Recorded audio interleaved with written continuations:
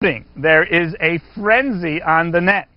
The old-fashioned tools of email, bulletin boards, and listservs are certainly getting well used by many different kinds of communities, whether it's Buddhist monks, whether it's anthropologists doing research in remote territories, whether it's hackers talking about the latest bug in Intel's chips. It is the place to be for the action. In fact, so much so that even Newsweek offers a weekly cyberscope which lists email addresses, websites, and discussion groups related to specific topics. We're no longer talking about a small, narrow culture, but we're talking about a broad range of people. It's estimated at least 20 million U.S. citizens have access to the Internet. I think the number is growing very rapidly.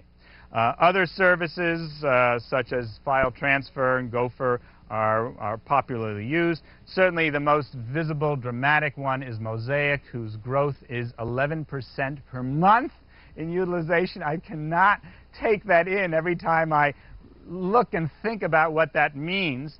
I'm just awed by the growth of interest and the way it is penetrating our social structures in remarkable ways. So the good news is that there's ease of use out there, images are in, that there's a frenzy to publish, but there is some bad news too. I think although ease of use has improved, there's still a great deal of unease of use. We'll be talking about slow response and chaotic to navigate.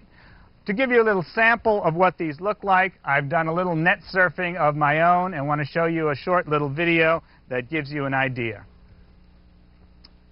This is our home page for the Human-Computer Interaction Laboratory and gives you a little starter of information about us, some list of the staff, a little picture of me, bios or others for the people who are part of the group.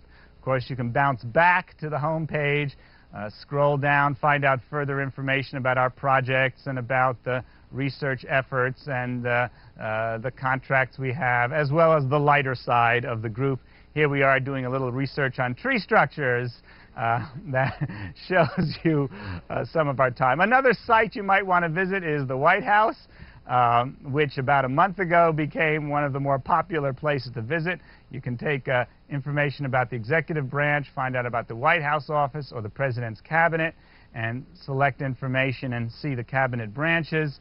And here we'll take a jump into the Department of Commerce, where we can find out, well, we see Secretary Ron Brown, who's head of the IITF, and information about their resources and online files and accesses and facilities.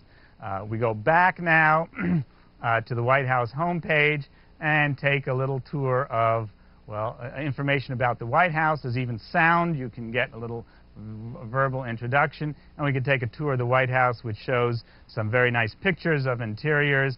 And we get to see things like the art objects that are part of the White House environment.